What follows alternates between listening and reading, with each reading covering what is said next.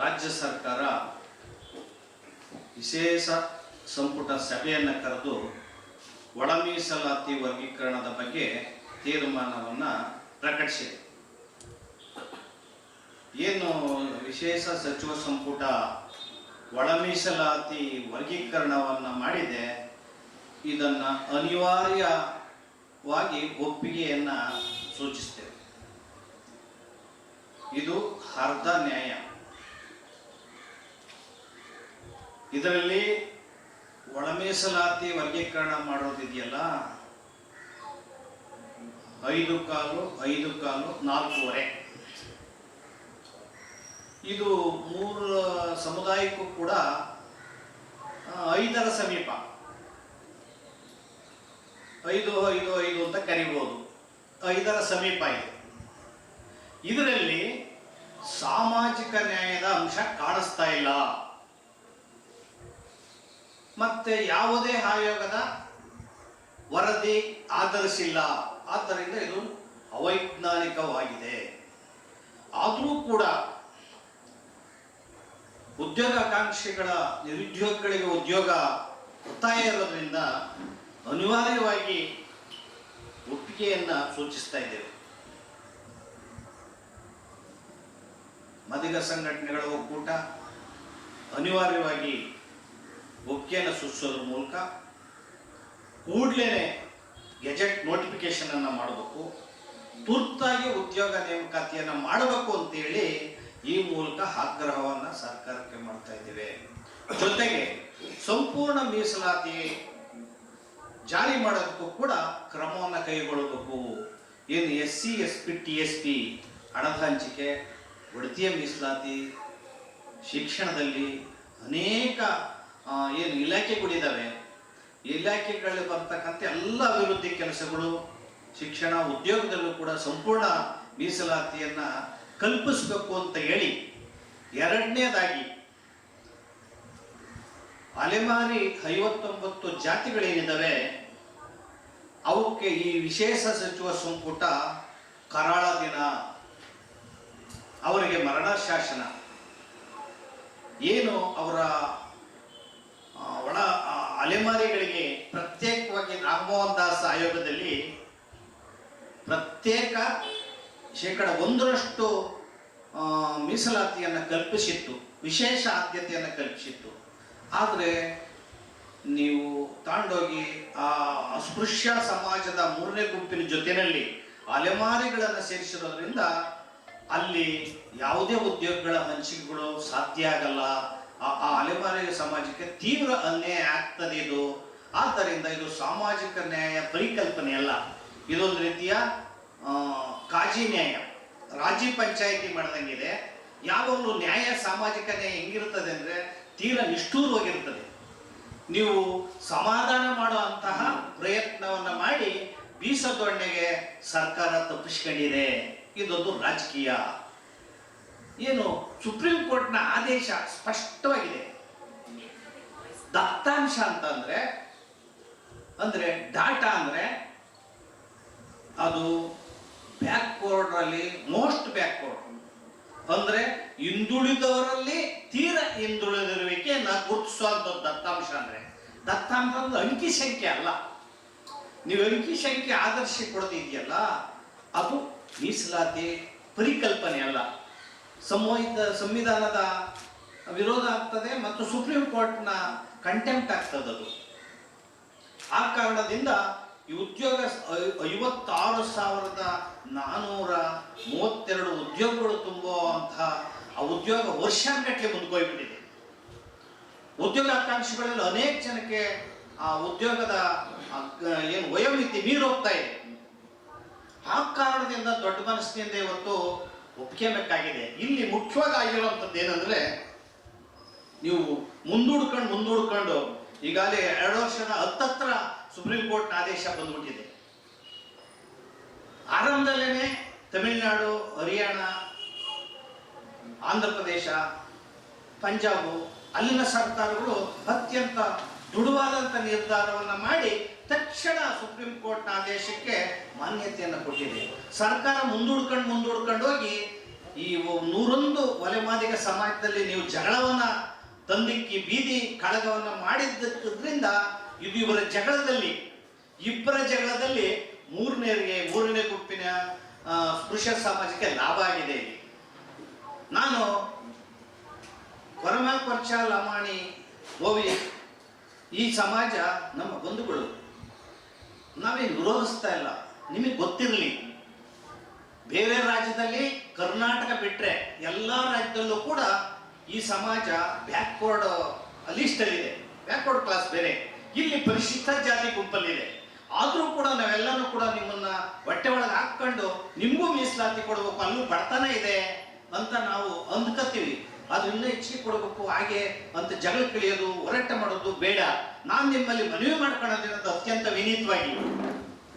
ವಿನೀತವಾಗಿ ಈ ಸಮಾಜದಲ್ಲಿ ಮನವಿ ಮಾಡ್ಕೊಳ್ಳೋದೇನೆಂದ್ರೆ, ಬಾಬಾ ಸಾಹೇಬ್ ಅಂಬೇಡ್ಕರ್ ಜಯಂತಿ ಮಾಡಿ, ಬಾಬಾ ಸಾಹೇಬ್ ಅಂಬೇಡ್ಕರ್ ಫೋಟೋಗಳನ್ನ ಮನೆಯಲ್ಲಿ ಹಾಕೋದನ್ನ ಕಲೀರಿ. ಆಗ ಮಾತ್ರ ಮೀಸಲಾತಿ ಪಾಲ್ ಕೇಳೋದ್ರಲ್ಲಿ ಒಂದು ಅರ್ಥ ಇದೆ ಅಂತ ಆ ಸಮಾಜದಲ್ಲಿ ನಾನು ಮನವಿ ಮಾಡ್ಕೊಳ್ಳೋದ್ರ ಮೂಲಕ, ಇಲ್ಲಿ ಪರಿಶಿಷ್ಟ 101 ಜಾತಿಗಳಿಗೆ ನಾವು ಯಾವ ಜಾತಿಗೂ ಕೂಡ ಕೊಡಬೇಡಿ ಅಂತ ನಾವು ಹೇಳಿಲ್ಲ. ನಮ್ಮ ಹೋರಾಟಗಾರರು 5 ದಶಕ ಹೋರಾಟ ಮಾಡಿದ್ರು ಕೂಡ ನಾವು ಲಮಾಣಿ ತಾಂಡಗಳಿಗೆ ಕಂದಾಯ ಇಲಾಖೆಗಳು ಮಾಡಬೇಕಲ್ಲಿ, ಅವ್ರು ಸಬಲೀಕರಣ ಮಾಡಬೇಕು ಅಂತ ಹೋರಾಟವನ್ನ ಮಾಡ್ಕೊಂಡು ಬಂದಿದ್ದೀವಿ. ಇಲ್ಲಿ 101 ಜಾತಿಗಳು ಕೂಡ ಅವರ ಜನಸಂಖ್ಯೆಗೆ ಆಧರಿಸಿ ಮೀಸಲಾತಿ ಹಂಚಿಕೆ ಮಾಡಿ ಅಂತ ನಾವು ಒತ್ತಾಯವನ್ನು ಮಾಡ್ಕೊಂಡು ಬಂದಿದ್ದೀವಿ. ಇವಾಗ ನಾವಿಲ್ಲಿ ಹೇಳೋದು ಅಂತಂದ್ರೆ, ಅಸ್ಪೃಶ್ಯ ಸಮಾಜ ಏನಿದೆ, ಒಲೆಮಾದಿಗ ಸಮಾಜ ಅಸ್ಪೃಶ್ಯದ ಅನುಭವದಲ್ಲಿ ಸಮಾನ ದುಃಖಿಗಳು, ಅಸ್ಪೃಶ್ಯತೆಯ ಬಾಧೆಯಲ್ಲಿ ಸಮಾನ ದುಃಖಿಗಳು. ಈ ಸಮಾಜಕ್ಕೂ ಕೂಡ ಈ ಒಳ ಮೀಸಲಾತಿಯಲ್ಲಿ ಇನ್ನು ಅಷ್ಟು ಸಾಮಾಜಿಕ ನ್ಯಾಯ ಕಾಣ್ತಾ ಇಲ್ಲ. ಆದ್ದರಿಂದ ಸರ್ಕಾರ ಪ್ರಾಮಾಣಿಕ ಪ್ರಯತ್ನ ಕಾಣ್ತಾ ಇಲ್ಲ. ಯಾಕೆ ಪ್ರಾಮಾಣಿಕ ಪ್ರಯತ್ನ ಕಾಣ್ತಾ ಇಲ್ಲ ಪ್ರಶ್ನೆ ಅಂದ್ರೆ ಏನು ಅಂದ್ರೆ, ಈ ಸಮಾಜಗಳಲ್ಲಿ ಎಡಗೈ ಸಮಾಜ ಅಂತ ಇಲ್ಲಿ ಪರ್ಟಿಕ್ಯುಲರ್ ಆಗಿ ಹೇಳ್ಬೇಕು ಅಂದ್ರೆ, ಆ ಸಮಾಜದಲ್ಲಿ ಪ್ರಬಲವಾದಂತ ರಾಜಕೀಯ ನಾಯಕರಿಲ್ಲ. ಪ್ರಬಲವಾದ ರಾಜಕೀಯ ನಾಯಕರಿಲ್ಲದೆ ಇರೋದ್ರಿಂದ ನಾಯಕರಿಲ್ಲದ ಸಮಾಜ ಅನಾಥ. ಅದು ಇಷ್ಟು ಅವಕಾಶ, ಒಂದು 7ರಷ್ಟು ಅರ್ಧ ನ್ಯಾಯ ಅರ್ಧ ಸತ್ಯ ಸಿಕ್ಕಿರೋದ್ರಿಂದ ನಾವು ಅನಿವಾರ್ಯವಾಗಿ ಬೆಂಬಲಿಸಬೇಕಾದ. ಯಾಕಂದ್ರೆ ಈ ಒಳ ಮೀಸಲಾತಿ ಮೀಸಲಾತಿ ಇದು ಉದ್ಯೋಗ ಎಲ್ಲಾ ಸಮಾಜದವರು ಇದ್ದಾರೆ, ಉದ್ಯೋಗ ಆಕಾಂಕ್ಷಿಗಳು. ಆ ಕಾರಣದಿಂದ ಈ ಸರ್ಕಾರ ಪರಿಶಿಷ್ಟ ಜಾತಿಯವ್ರ ಮೇಲೆ ಸಾಮಾನ್ಯ ಜನವನ್ನು ಎತ್ಕಟ್ಟಂತ ತಂತ್ರಗಾರಿಕೆ ಇರೋದ್ರಿಂದ ನಾವು ಈ ಸಮಾಜವನ್ನು ಕಟ್ಟುವಂತ ಜನ, ಎಲ್ಲಾ ಸಮಾಜಕ್ಕೂ ಕೂಡ ಒಳಿತನ್ನು ಬಯಸುವಂತಹ ವಿಶಾಲವಾದ ಹೃದಯ ಇರುವಂತಹ ಸಮಾಜ ಇದೆಯಲ್ಲ, ಇದು ಪರಿಶಿಷ್ಟ ಜಾತಿಯ ಸಮಾಜ. ಅದರಲ್ಲಿ ಎಡಗೈ ಸಮಾಜ ಇದೆಯಲ್ಲ, ಆ ಸಮಾಜದ ಪಟ್ಟಿಯಲ್ಲಿ ಆ ಲಿಸ್ಟ್ ಅಲ್ಲಿ ಕಟ್ಟಕಡೆ ಸಮಾಜಗಳಿದೆ. ಕಟ್ಟಕಡೆ ಸಮಾಜ ಅಂದ್ರೆ ಮೋಚಿ ಚಪ್ಪಲಿ ಹೊಲಿಯೋ ಬೀದಿ ಬದಿಗಳಲ್ಲಿ ಚಪ್ಪಲಿ ಹೊಲಿಯುವಂತ ಸಮಾಜ ಇದೆ. ಜೊತೆಗೆ ಮಹಾನಗರಗಳಲ್ಲಿ ಎಲ್ಲಾ ನಗರಗಳಲ್ಲಿ ಚರಂಡಿಗಳನ್ನ ಕೈಯಲ್ಲಿ ಬಾಚಿ ಗಬ್ಬು ಕೆಲಸ ಮಾಡುವಂತ ಜಾತಿಗಳು ಅದರಲ್ಲಿದೆ. ಭಂಗಿಗಳಿದ್ದಾರೆ, ಮೋಚಿಗಳಿದ್ದಾರೆ, ತಕ್ಕಲ ಸಮಾಜ ಇದೆ. ಇಂಥ ಕಟ್ಟಕಡೆ ಸಮಾಜಕ್ಕೆ ಮೀಸಲಾತಿಯನ್ನು ಕೊಡಬೇಕು ಅಂತ ನಮ್ಮ ಸಂಘಟನೆಗಳ ಆಗ್ರಹ ಮತ್ತು ಒತ್ತಾಯ. ಈ ಮೀಸಲಾತಿಯನ್ನ ನೀವು ಬಾಬಾ ಸಾಹೇಬ್ ಅಂಬೇಡ್ಕರ್ ಅವರ ಕಣ್ಣಿನಿಂದ ಹೃದಯದಿಂದ ನೋಡಬೇಕು. ಘಾತಕತನದಿಂದ ದಗಲ್ಬಾಜಿತನದಿಂದ ಮೀಸಲಾತಿಯನ್ನ ನೋಡಬಾರ್ದು.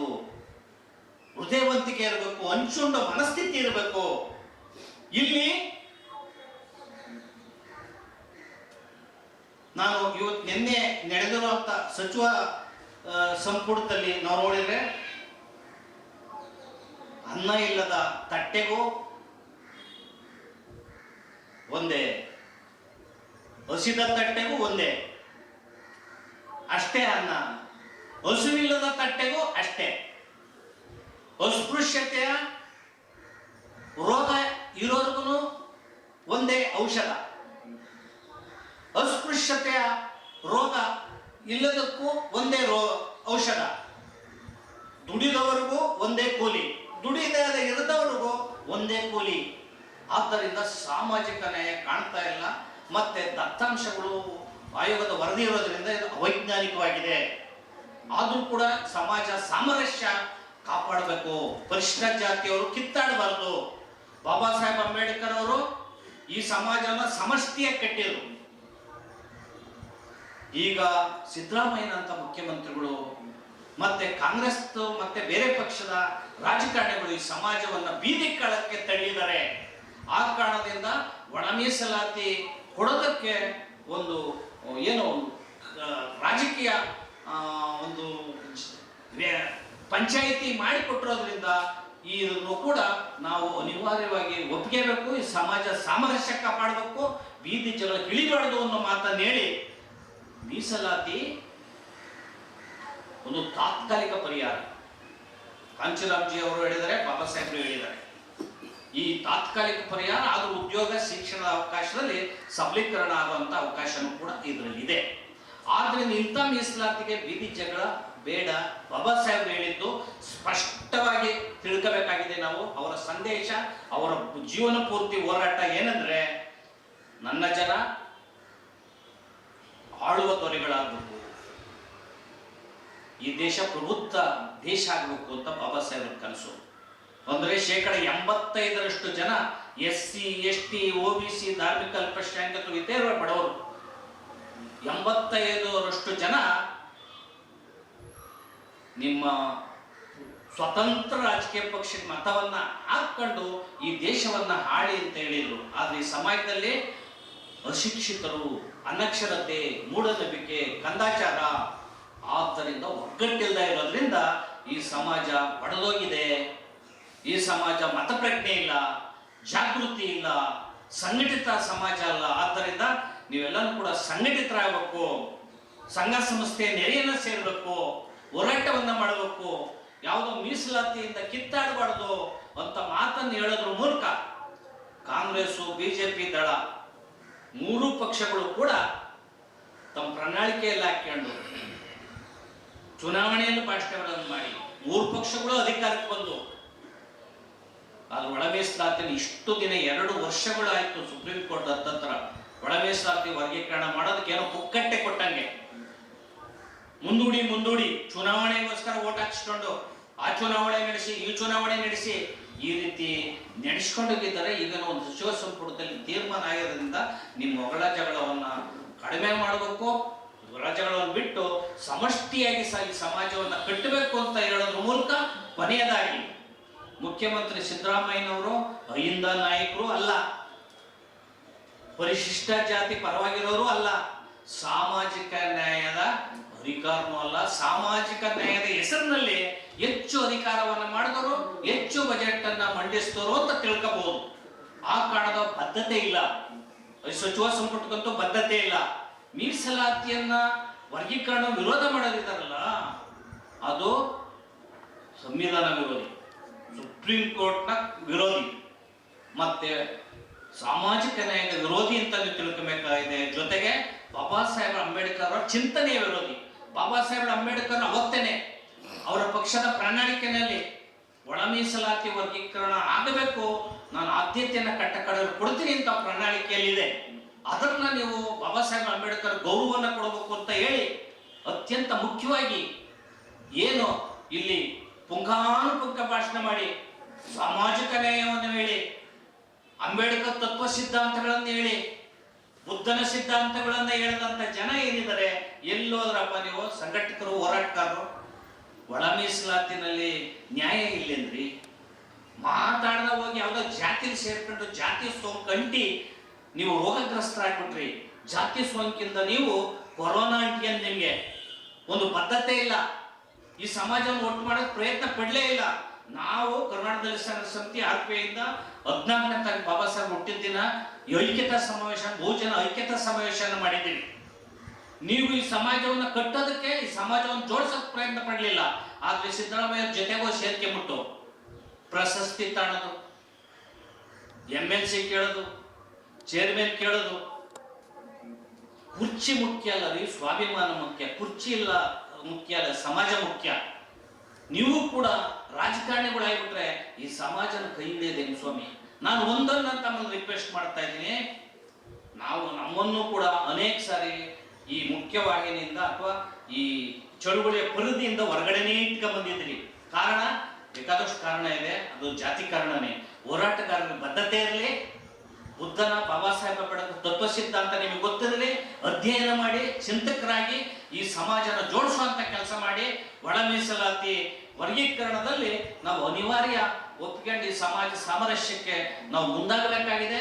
ಮುಂದಿನ ಜವಾಬ್ದಾರಿಗಳು ಬೇಕಾದಷ್ಟು ನಮ್ಮ ಹೆಗಲಲ್ಲಿ ಎಲ್ಲ ಜವಾಬ್ದಾರಿ ಇದೆ. ಬೇರೆ ಸಮಾಜದವರು ಕೂಡ ನಮಗೆ ಈ ಬೆಂಬಲವನ್ನ ಕೊಡಬೇಕು. ಈ ಸಮಾಜವನ್ನ ಸದೃಢಗೊಳಿಸೋದಕ್ಕೆ, ಅಬಲರನ್ನ ಸಬಲರು ಮಾಡೋದಕ್ಕೆ, ಅಸಹಾಯಕ ಮಹಿಳೆಯರನ್ನ ಸದೃಢ ಮಾಡೋದಕ್ಕೆ ಎಲ್ಲರೂ ಒಗ್ಗಟ್ಟಾಗಿ ಶ್ರಮಿಸಬೇಕು ಅಂತ ಹೇಳೋದ್ರ ಮೂಲಕ ಇಂತಹ ರಾಜಕಾರಣಿಗಳನ್ನ ಬೀದಿಯಲ್ಲಿ ತರಬೇಕು. ಮುಂದಿನ ಚುನಾವಣೆಗೆ ನೀವು ವಿದ್ವತ್ತನ್ನ ಮಾಡೋದು ತೋರಿಸ್ಬೇಕು. ಜೊತೆಗೆ ಎಂಡಕ್ಕೆ ಹಣಕ್ಕೆ ಮತವನ್ನ ಮಾರಿಕೊಂಡು ಈ ದೇಶವನ್ನ ಕಟ್ಕಟ್ಟೆಯಲ್ಲಿ ನಿಲ್ಲಿಸುವಂತ ಕೆಲಸ ಮಾಡಬೇಡಿ ಅಂತ ನಾನು ಹೇಳಕ್ ಇಚ್ಛೆ ಪಡ್ತೀನಿ. ಜೈ ಭೀಮ್, ಜೈ ಭಾರತ್. ಈಗ ಸರ್, ಅರ್ಧ ಅಸಮಾನ ರಾಜಕೀಯ ಪ್ರಾತಿನಿಧ್ಯ ಮೀಸಲಾತಿ ಇಲ್ಲ ಅಂತಲ್ಲ, ಉದ್ಯೋಗ ಮೀಸಲಾತಿ ಇದೆ. ಯಾವುದಕ್ಕೋಸ್ಕರ ಅರ್ಧ ಅಸಮಾಧಾನ? ಒಳ್ಳೆ ಪ್ರಶ್ನೆ.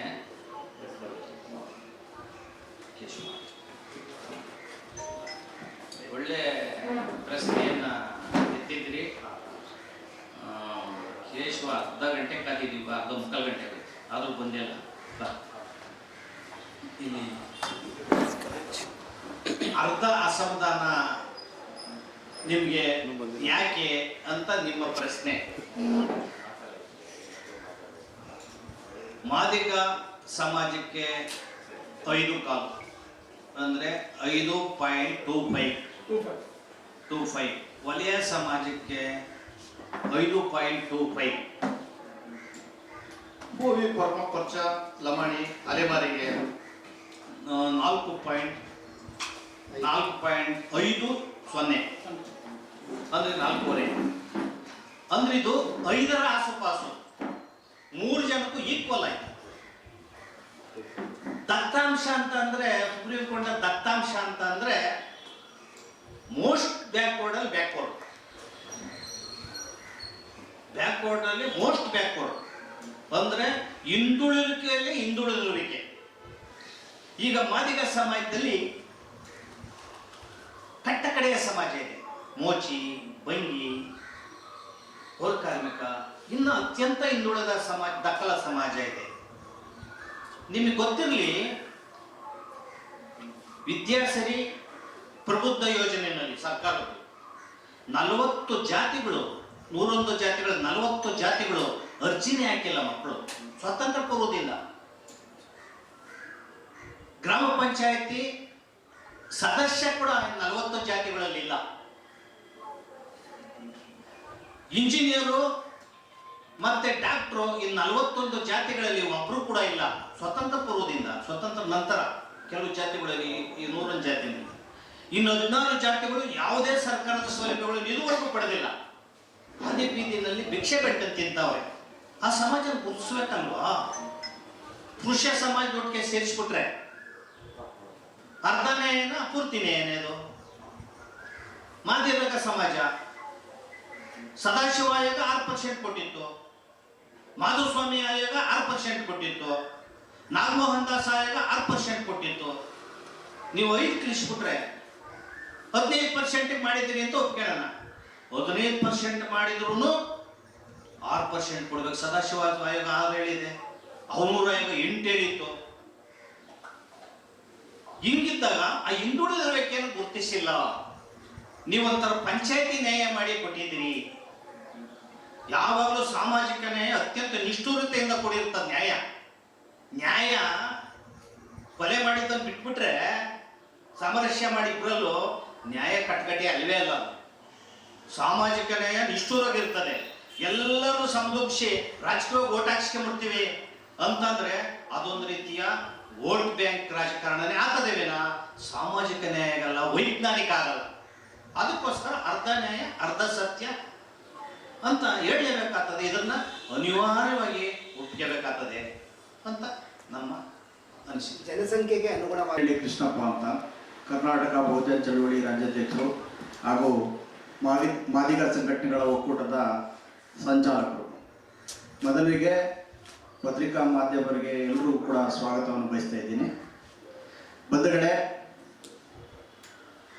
ಸುಮಾರು 35 ವರ್ಷಗಳಿಂದ ಪರಿಶಿಷ್ಟ ಜಾತಿಗಳಲ್ಲಿ ಒಳ ಮೀಸಲಾತಿಯಲ್ಲಿ ಜಾರಿ ಮಾಡಿ ಅಂತ ಹೇಳಿ ಹೋರಾಟ ಮಾಡ್ತಾ ಬಂದಿದ್ವಿ. ಆದರೆ ನಾವು ಈ ವೇದಿಕೆ ಮೇಲೆ ಕೂತಿರುವಂಥವ್ರು ಯಾರೂ ಕೂಡ ರಾಜಕೀಯ ವ್ಯಕ್ತಿಗಳಲ್ಲ, ಮೂಲತಃ ಎಲ್ಲ ಹೋರಾಟಗಾರರು. ಹಾಗಿದ್ರೂ ಕೂಡ ನಿನ್ನೆ ಸಿದ್ದರಾಮಯ್ಯನವರ ವಿಶೇಷ ಸಚಿವ ಸಂಪುಟ ಕರೆದು ಒಳ ಮೀಸಲಾತಿಯನ್ನು ಜಾರಿಗೊಳಿಸಿದ್ವಿ ಅಂತ ಹೇಳಿ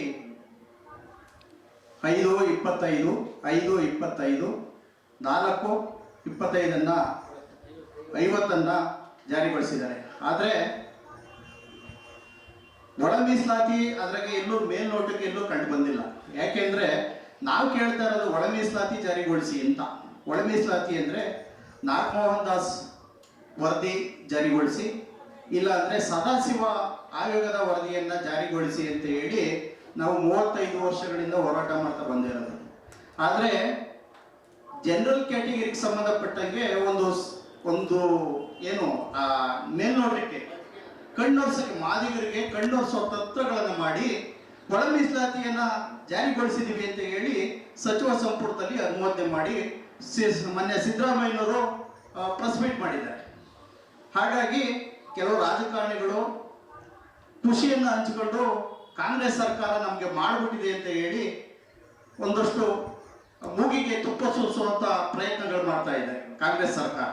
ಆದರೆ ಇವತ್ತು ಬಹುತೇಕ 35 ವರ್ಷಗಳಿಂದ ಹೋರಾಟ ಮಾಡ್ತಾ ಬಂದಿದ್ರು ಕೂಡ ನಾವು ಕೇಳ್ತಾ ಇರೋದು ಏನಂದ್ರೆ ಒಳ ಮೀಸಲಾತಿ ಜಾರಿಗೊಳಿಸಿ, ಸಂಪೂರ್ಣ ಒಳ ಮೀಸಲಾತಿ ಜಾರಿಗೊಳಿಸಬೇಕು. ಯಾಕೆಂದ್ರೆ ಸಂಪೂರ್ಣ ಒಳ ಮೀಸಲಾತಿ ಹೇಗಿರ್ತದೆ ಅಂದ್ರೆ ಒಂದು ರಾಜಕೀಯದಲ್ಲಿ ಮೀಸಲಾತಿಯನ್ನು ಜಾರಿಗೊಳಿಸಬೇಕು, ಮತ್ತೆ SCP TSP ನಲ್ಲಿ ಜಾರಿಗೊಳಿಸಬೇಕು, ಮತ್ತೆ ಉದ್ಯೋಗದಲ್ಲಿ ನೇರ ನೇಮಕಾತಿಯನ್ನ ಜಾರಿಗೊಳಿಸಬೇಕು, ಮತ್ತೆ ಮುಂಬಡ್ತಿ ಏನು ಪ್ರಮೋಷನ್ ಅನ್ನ ಶಿಫಾರಸು ಮಾಡಬೇಕು. ಇದೆಲ್ಲನೂ ಕೂಡ ಒಳ ಮೀಸಲಾತಿಗೆ ಸಂಬಂಧಪಡುವಂಥದ್ದು. ಆದ್ರೆ ಮಾನ್ಯ ಮುಖ್ಯಮಂತ್ರಿಯವರು ಏನ್ ಮಾಡಿದ್ದಾರೆ ಅಂದ್ರೆ ಕಣ್ಣರಿಸುವ ತಂತ್ರ ಮಾಡಿ ಮಾದಿಗರಿಗೆ ಮೂಗಿಗೆ ತುಪ್ಪ ಸುರಿಸಿ ಬಹುತೇಕ ನಮ್ಮನ್ನ ಮಂಗಗಳನ್ನಾಗಿ ಮಾಡಿದ್ದಾರೆ. ಇದನ್ನ ನಾವ್ಯಾರೂ ಕೂಡ ಒಪ್ಕೊಳ್ಳಲ್ಲ. ಯಾಕೆ ಒಪ್ಕೊಳ್ಳಲ್ಲ ಅಂದ್ರೆ ನಮ್ಗೆ ಬೇಕಾಗಿರೋದು ಸಂಪೂರ್ಣ ಒಳ ಮೀಸಲಾತಿಯನ್ನ ಜಾರಿಗೊಳಿಸಬೇಕು. ಆದ್ರೆ ಈಗ ಮಾಡಿರೋದು ಏನಂದ್ರೆ ಅವ್ರ ಸ್ವಾರ್ಥಕ್ಕೋಸ್ಕರ, ರಾಜಕಾರಣಕ್ಕೋಸ್ಕರ ಒಳ ಮೀಸಲಾತಿಯನ್ನ ಜಾರಿಗೊಳಿಸಿದ್ದಾರೆ. ಹಾಗಾಗಿ ನಾವೇನ್ ಕೇಳ್ತಾ ಇರೋದು ಮಾನ್ಯ ಮುಖ್ಯಮಂತ್ರಿ ಸಿದ್ದರಾಮಯ್ಯನವರಿಗೆ ಸಂಪೂರ್ಣ ಒಳ ಮೀಸಲಾತಿ ಜಾರಿಗೊಳ್ಳದಿಲ್ಲದ್ದು ನಾವು ಯಾವುದೇ ಕಾರಣಕ್ಕೂ ನಿಮ್ಮ ಕಾಂಗ್ರೆಸ್ ಸರ್ಕಾರವನ್ನ ಒಪ್ಕೊಳ್ಳಲ್ಲ, ಮತ್ತೆ ಈ ಒಳ ಮೀಸಲಾತಿಯನ್ನ ನಾನು ನಿನ್ನೆ ಮಾಡಿರೋದನ್ನ ನಾವು ಒಪ್ಕೊಳ್ಳಲ್ಲ. ಹಾಗಾಗಿ ಮುಂಬರುವ ಏನು ಇದು ಪಂಚಾಯಿತಿ ಚುನಾವಣೆಗಳಿದ್ದಾವೆ, ತಾಲೂಕ್ ಪಂಚಾಯಿತಿ ಚುನಾವಣೆಗಳಿದ್ದಾವೆ, ಜಿಲ್ಲಾ ಪಂಚಾಯಿತಿ ಚುನಾವಣೆಗಳಿದ್ದಾವೆ. ಹಾಗಾಗಿ ನಿಮ್ಗೆ ಏನು ಈ ಒಳ ಮೀಸಲಾತಿ ಸಂಪೂರ್ಣ ಒಳ ಮೀಸಲಾತಿಯನ್ನ ಜಾರಿಗೊಳಿಸ್ತಿಲ್ಲ ಅಂದ್ರೆ ಮುಂದಿನ ದಿನಗಳಲ್ಲಿ ನಾವು ನಿಮ್ಗೆ ತಕ್ಕ ಪಾಠ ಕಲಿಸ್ತೀವಿ ಅಂತ ಹೇಳಿ ಎಚ್ಚರಿಕೆ ಕೊಡ್ತಾ ನನ್ನ ಮಾತುಗಳನ್ನು ಮುಗಿಸ್ತಾ ಇದ್ದೀನಿ. ಚಳವಳಿಯ ವಾರಸುದಾರರಾಗಿ ತಾಯಿ ಸ್ಥಾನದಲ್ಲಿ ನಿಂತು ಒಳ ಮೀಸಲಾತಿ ಚಳವಳಿಯನ್ನು ನಡೆಸ್ತಾ ಇರ್ತಕ್ಕಂಥ ಡಾಕ್ಟರ್ ಎನ್ ಮೂರ್ತಿಯವರ ನೇತೃತ್ವದಲ್ಲಿ ಮಾದಿಗ ಸಂಘಟನೆಗಳ ಒಕ್ಕೂಟ ಇವತ್ತು ತಗೊಂಡು ಹೋಗ್ತಾ ಇದ್ದೀವಿ. ಮತ್ತು ನಮ್ಮ ವಿಶ್ವ ಆದಿಜಾಂಬವ ಮಹಾಸಭಾದ ಹಿರಿಯರು ಡಾಕ್ಟರ್ ಭೀಮರಾಜ್ ಇದ್ದಾರೆ, ಹಾಗೂ ನಮ್ಮ ಕರ್ನಾಟಕ ಬಹುಜನ ಚಳವಳಿಯ ರಾಜ್ಯಾಧ್ಯಕ್ಷರಾದ ಕನಿಕೆನಹಳ್ಳಿ ಕೃಷ್ಣಪ್ಪ ಅವರಿದ್ದಾರೆ. ಹಾಗೆ ನಮ್ಮ ಎಂ ಶಂಕರಪ್ಪ ಅವರು ಮಾದಿಗ ದಂಡೋರದ ಅವರ ನೇತೃತ್ವ ಇರ್ತಕ್ಕಂಥ ರಾಜ್ಯ ಪ್ರಧಾನ ಕಾರ್ಯದರ್ಶಿಗಳಾದಂಥ ನಮ್ಮ ಬಾಗಲೂರು ಗೋಪಾಲಪುರದ ಮುನ್ರಾಜ್ ಅವರಿದ್ದಾರೆ. ನನ್ನ ಹೆಸರು ಕೇಶವಮೂರ್ತಿ ಅಂತ, ಮಾದಿಗ ಸಂಘಟನೆ ಒಕ್ಕೂಟ.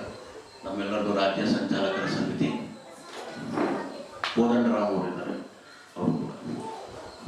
ಪತ್ರಿಕಾ ಮಾಧ್ಯಮದವರಿಗೆ ಸ್ವಾಗತ.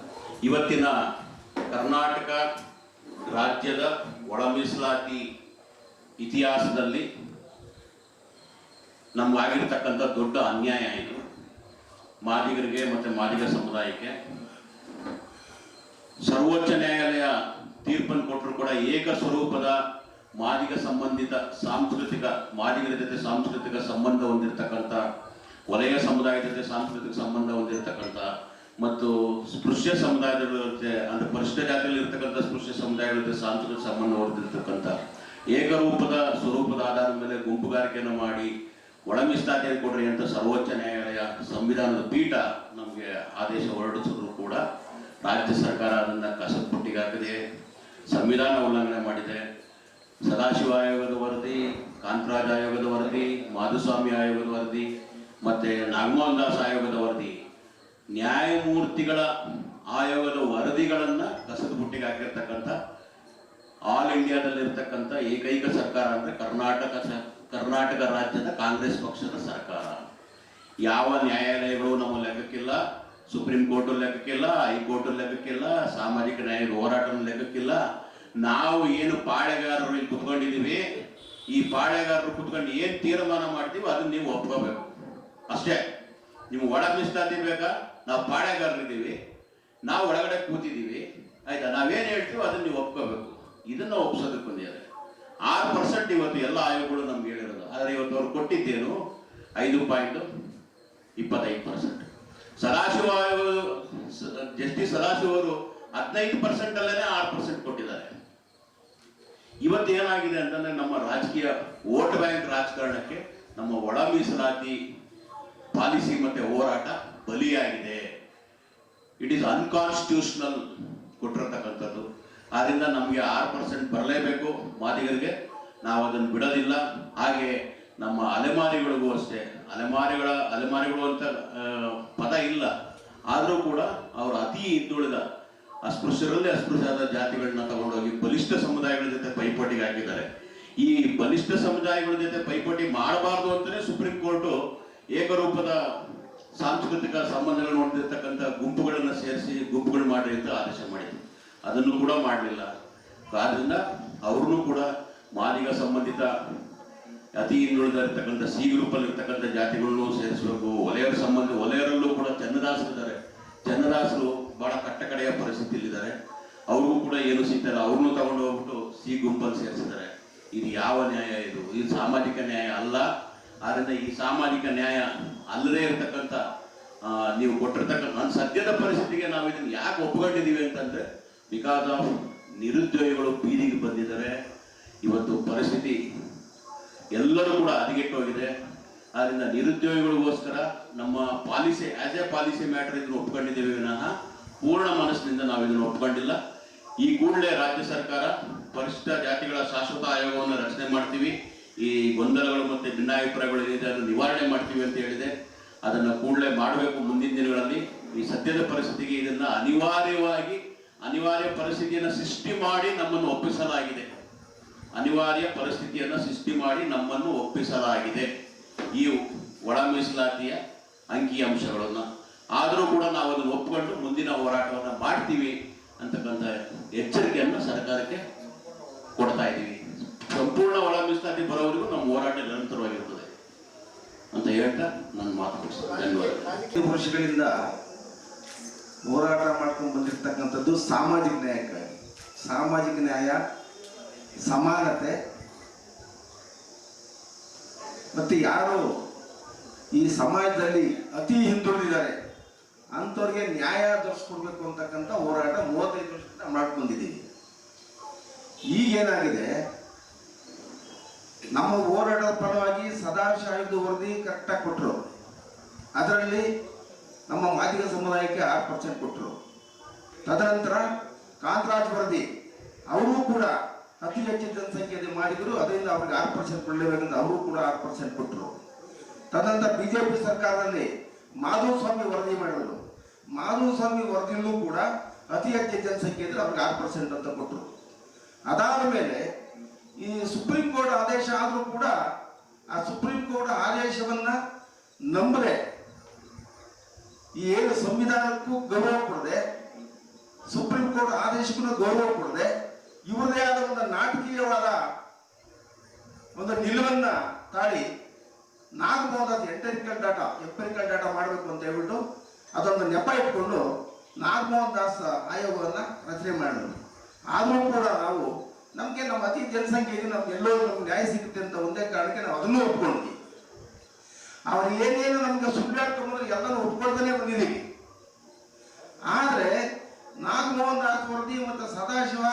ನಿಟ್ಟಿನಲ್ಲಿ ಅತಿ ಹೆಚ್ಚು ಜನಸಂಖ್ಯೆ ಮಾದಿಗರಿಗೆ 6% ಕೊಡಲೇಬೇಕು ಅಂತಕ್ಕಂಥದ್ದು ಎಲ್ಲರೂ ಹೇಳ್ಕೊಂಡು ಬಂದಿದ್ದಾರೆ. ಆದರೆ ಇವರು ಯಾವುದೋ ಒತ್ತಡಕ್ಕೆ ಮಣಿದು ನಮ್ಮ ಭಾಗವನ್ನ ಕಿತ್ತು ಬೇರೆ ಅಂತಕ್ಕಂಥ ಹುನ್ನಾರ ಮಾಡಿದರೆ ಇದು ನಮ್ಗೆ ತುಂಬಾ ಅನ್ಯಾಯ ಆಗಿದೆ, ತುಂಬಾ ನೋವಾಗಿದೆ ಈ ವಿಚಾರದಲ್ಲಿ. ಯಾಕೆಂತಂದ್ರೆ ನಮಗೆ ಈಗಿನ ಜನಸಂಖ್ಯೆ ಆಧಾರದ ಮೇಲೆ ನಮ್ಗೆ 7ರಿಂದ 8% ಬರಬೇಕಾಗಿದೆ. ನಾವು ಅದಕ್ಕೆ ಒತ್ತಾಯ ಮಾಡ್ಕೊಂಡು ಬರಬೇಕಾಗಿತ್ತು. ಆದ್ರೆ ಇವತ್ತು ಸದ್ಯಕ್ಕೆ ಏನ್ ನ್ಯಾಯ ಸಿಗಲಿ ನಂತರ ಹೋರಾಟ ಮಾಡ ಅಂತ ಹೇಳ್ಬಿಟ್ಟು 6% ಕೂಡ ಒಪ್ಕೊಂಡು ಬಂದಿದ್ದೀವಿ. 6% ಒಪ್ಕೊಳ್ಳೋಂಥ ಸನ್ನಿವೇಶ ಇಲ್ಲ ನಮಗೆ, ಆದ್ರೂ ಕೂಡ ಒಪ್ಕೊಂಡು ಬಂದ್ವಿ. ಏನೋ ನ್ಯಾಯ ಸಿಗಬೇಕಲ್ಲ, ನ್ಯಾಯ ಸಿಗುತ್ತೆ ಅಂತ 6% ಒಪ್ಕೊಂಡ್ವಿ. ಅದನ್ನೂ ಸಹ ನಮ್ಮ ಆರ್ಥಿಕವಾಗಿ ಸಾಮಾಜಿಕವಾಗಿ ಎಲ್ಲಾ ಕ್ಷೇತ್ರದಲ್ಲೂ ಹಿಂದುಳಿದಿರತಕ್ಕಂಥದ್ದು ಮಾದಿಗ ಸಮಾಜ. ಈ ಸಮಾಜವನ್ನ ಮೇಲೆತ್ತಬೇಕು ಅಂತ ಹೇಳ್ಬಿಟ್ಟು ನಾಗಮೋಹನ್ ಸ್ಪರ್ಧೆಯಲ್ಲಿ ಏನು 6% ಅಂತ ಕೊಟ್ಟರು ಅದನ್ನ ಅಷ್ಟೇ 6% ಜಾರಿ ಮಾಡ್ತಾರೆ ಅಂತ ನಾವು ನಂಬ್ಕೊಂಡಿದ್ದ ಸಂದರ್ಭದಲ್ಲಿ ನೀವು ಯಾರ್ದೋ ಮಾತಿಗೆ ಮಣಿದು ನಮ್ಮ ಭಾಗವನ್ನ ಕಿತ್ತು ಬೇರೆ ಕತ್ತಿರ್ತಕ್ಕಂಥದ್ದು ನಮ್ಗೆ ಅಸಮಾಧಾನ ಆಗಿದೆ. ಖಂಡಿತವಾಗಲು ಈ ಒಂದು ತೀರ್ಮಾನವನ್ನು ಈ ಏನು ಸಚಿವ ಸಂಪುಟದ ಮಾಡಿರ್ತಕ್ಕಂಥ ತೀರ್ಮಾನ ನಮ್ಗೆ ಖಂಡಿತವಾಗ್ಲೂ ನಮ್ಗೆ ಒಪ್ಪಿಗೆ ಇಲ್ಲ. ಈಗ ನಮ್ಮ ಹಿರಿಯರು ಹೇಳ್ದಂಗೆ ಇವತ್ತೇನು ಪಾಪ ಉದ್ಯೋಗಗಳಿಗೆ ಒದಾಡ್ತಾ ಇದ್ದಾರೆ, ಪಾಪ ಅನೇಕರು ವಿದ್ಯಾಭ್ಯಾಸ ಮಾಡ್ಕೊಂಡು ಪಾಪ ಅನಿತಾ ಇದ್ದಾರೆ. ಅಂಥವ್ರಿಗೆ ಅನುಕೂಲ ಆಗ್ಲಿ ಅಂತಕ್ಕಂಥ ಒಂದೇ ಒಂದು ಕಾರಣಕ್ಕೆ ಇದನ್ನ ನಾವು ಒಲ್ಲದ ಮನಸ್ಸಿನಿಂದ ಒಪ್ಕೊಳ್ಬೇಕಾಗಿದೆ. ಯುವಕರ ಒಂದು ಹೋರಾಟದ ಫಲವಾಗಿ ಅವರಿಗೆ ಒಂದು ನ್ಯಾಯ ಸಿಗಲಿ ಅಂತ ಒಂದೇ ಒಂದು ಕಾರಣಕ್ಕೆ ನಾವು ಒಪ್ಕೊಳ್ಬೇಕಾಗಿದೆ. ನಾವು ಸೇರಿಸ್ಬೇಕು ಒತ್ತಾಯ ಮಾಡ್ತಿರಲಿಲ್ಲ ಅಂತ ಪ್ರಶ್ನೆ. ನಿಮಗೆ ನಾವು ಮುಂದಿನ ಹೋರಾಟ ನಿವಾರಣೆ ಆಗ್ಬಿಡುತ್ತೆ. ಮುಂದಿನ ಹೋರಾಟ ಮೀಸಲಾತಿಗೆ ರಕ್ಷಣೆ ಸಿಗಬೇಕಾಗಿದೆ. ಆ ಕಾರಣದ ಶೆಡ್ಯೂಲ್ 9ಗೆ ಸೇರಿಸ್ಬೇಕು ಅಂತ ತುಂಬಾ ವರ್ಷಗಳಿಂದ ಹೋರಾಟ ಮಾಡ್ತಾ ಇದ್ದೇವೆ. ಒಂದು. ಎರಡನೇದು, ತಮಿಳುನಾಡು, ಹರಿಯಾಣ, ಪಂಜಾಬು, ಜಾರ್ಖಂಡ್ ಎಲ್ಲ ಕಡೆ 50 ಸೀಲಿಂಗ್ ಮೀರಿ ಮೀಸಲಾತಿಯನ್ನು ಕೊಡ್ತಾ ಇದ್ದಾರೆ. ನಮ್ಮನ್ನು 50 ಸೀಲಿಂಗ್ಗೆ ಸೀಮಿತ ಮಾಡಿದ್ರಿ ನೀವು ಅಂದ್ರೆ ಸಮರ್ಥರಲ್ವಾ ನೀವು? ಸಿದ್ದರಾಮಯ್ಯನವರು 72% ಮೀಸಲಾತಿ ಕೊಡ್ತೀವಿ ಅಂತ ಹೇಳಿದರು. ಸಿದ್ದರಾಮಯ್ಯನವರು ಬಿಜೆಪಿಯವರು ಹೆಚ್ಚಿದ್ರೆ ನೀವು ಅದು ಕಡಿಮೆ ಮಾಡಿದ್ರಿ. ಈಗ ಮೀಸಲಾತಿಯನ್ನು ಹೆಚ್ಚಿಸಬೇಕು, ಶೆಡ್ಯೂಲ್ 9 ಸೇರಿಸಬೇಕು ನಮ್ಮ ಮುಂದಿನ ಹೋರಾಟ.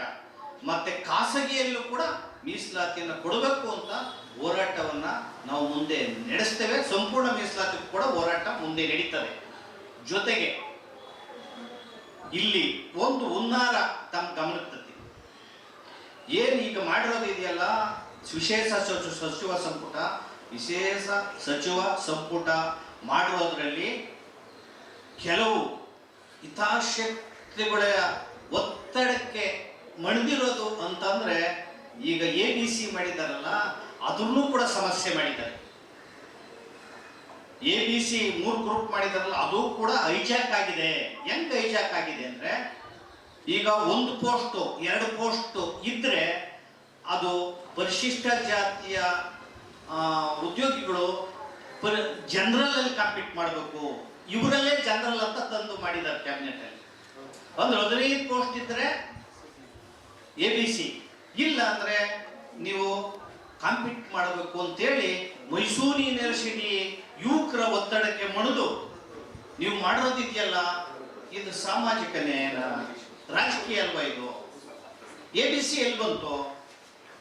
ಇದು ಅತ್ಯಂತ ಮುಖ್ಯವಾದ್ದು. ಇನ್ನು ಕ್ಯಾಬಿನೆಟ್ ಈಚೆ ಬರಲಿ, ಇನ್ನು ಒಳಗಡೆ ಏನೇನ್ ಮಾಡಿದ್ದೀರಿ ನೋಡ್ತೀವಿ. ಅಂದ ಅಭಿನಂದನೆ, ಸಿಹಿ ಹಂಚೋ ಇದು ಇಲ್ಲಿ ಸಂಪ್ರದಾಯ ಇಲ್ಲ. ಇವರು ಮಾಡ್ತಾರೆ ಅನ್ನೋ ನಂಬಿಕೆ ನಮಗಿಲ್ಲ. ಇವರು ಸರಿಯಾಗಿ ಒಳಗಡೆ ಹೇಳೋದೊಂದು, ಹೊರಗಡೆ ಮಾಡೋದೊಂದು. ಪೂರ್ತಿ ಪ್ರಮಾಣದ ಸಚಿವ ಸಂಪುಟದ ತೀರ್ಮಾನಗಳು ಹೊರಗಡೆ ಬಂದ್ರೆ ಮತ್ತೆ ನಾವು ಇದ್ರ ಬಗ್ಗೆ ಏನ್ ಮಾಡ್ಬೇಕು ಅನ್ನೋದನ್ನ ಮುಂದೆ ನಾವು ತೀರ್ಮಾನ ಮಾಡ್ತೀವಿ. ಇಡೀ ರಾಜ್ಯ ಕಾಯೋದ್ರಿಂದ ನಾವು ತುರ್ತು ಪತ್ರಿಕಾಗೋಷ್ಠಿಯನ್ನು ಮಾಡಿದ್ದೇವೆ. ಕೂಡ್ಲೇನೆ ತುರ್ತು ಆಗಿ ನಿಮ್ಮ ಏನ್ ಸಚಿವ ಸಂಪುಟದಲ್ಲಿ ಅರೆ ಕಳೆದಿದ್ರೆ ಬಿಡಿ, ಮತ್ತೆ ಉದ್ಯೋಗ ನೇಮಕಾತಿಗೆ ಕೂಡ್ಲೇನೆ ಪ್ರಕ್ರಿಯೆ ಆರಂಭಿಸಿ ಅಂತ ನಮಸ್ಕಾರ.